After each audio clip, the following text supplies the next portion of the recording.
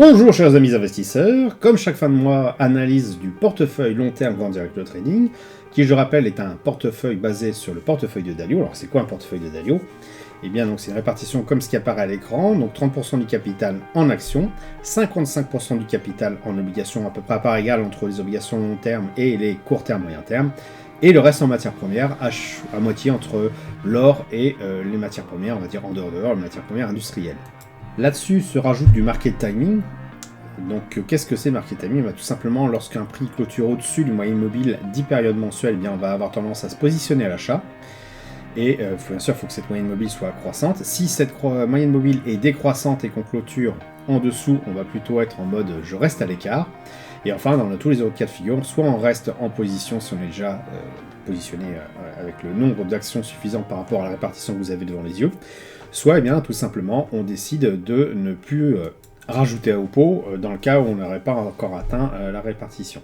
Allez, on commence avec les actions. Donc ce mois-ci, à nouveau, on a clôturé au-dessus de la moyenne mobile 10 périodes qui est toujours croissante. Donc si on n'est pas encore complètement investi sur les 30% du capital dédié normalement aux actions, eh bien on rajoute au panier en restant en position, puisque vraiment la méthode nous indique vraiment qu'il faut rester à l'achat sur la partie action, en tout cas via le CW8.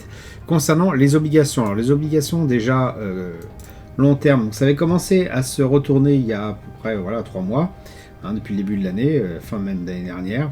Et bien là ça continue, alors certes il y a une petite baisse par rapport au tout début, de l'explosion du prix, mais on est toujours en train de clôturer au-dessus du moyen mobile 10 périodes croissante. Donc certains diront oui, mais voilà, les taux d'intérêt risquent d'augmenter, les obligations vont certainement repartir à la baisse. C'est tout à fait possible.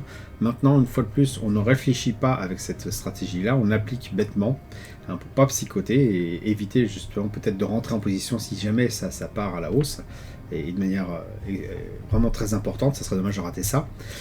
Donc voilà, ça clôture au-dessus du moyen immobilier période croissante, donc on passe à l'achat, si on n'est pas encore complètement investi, sur les obligations long terme via, par exemple, là, le MTH. Concernant les obligations court terme, moyen terme, donc le C73 avec par exemple ce titre-là, qui fait du 7-10 ans, même chose, on clôture au-dessus du moyen immobilier période croissante, donc là, signe d'achat, de position de passage à l'achat, sur ce type de titre, puisqu'on est au-dessus du moyen mobile 10 périodes qui est croissante.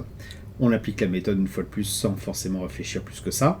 Concernant les matières premières, alors en dehors, déjà rien que pour l'or, le GBS, la clôture depuis un petit moment au-dessus du moyen mobile 10 périodes croissante à nouveau. Donc là, on passe aussi à l'achat si on n'est pas complètement investi, mais vu le nombre de fois que eh bien, au final, on a eu ce type de configuration, je pense qu'on devrait maintenant être servi pour atteindre les 7,5% de répartition du capital. Le dernier point, c'est tout ce qui est matière première en dehors de l'or, donc plutôt lié tout ce qui est industriel. Alors là, voilà, à nouveau, on a clôturé en dessous du moyen mobile 10 périodes décroissante, donc on ne passe pas à l'achat. On garde même rien du tout sur 7,5% alloué au portefeuille. Ça peut être effectivement paradoxal si on regarde d'un point de vue fondamental, ça veut dire que niveau industrie, c'est pas non plus la grande patate, donc tout monte sauf ça.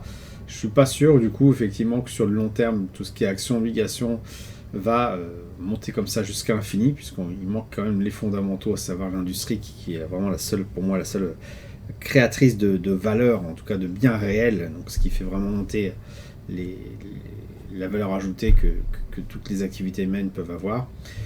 Bon, pour l'instant, on respecte la méthode, on se doute qu'il va y avoir certainement un retour de flamme, mais bon, il n'y a pas à psychoter plus que ça, on respecte la méthode à la lettre et on se retrouve avec le portefeuille tel que je vous l'ai décrit, en tout cas vis-à-vis de la méthode de la stratégie du koala.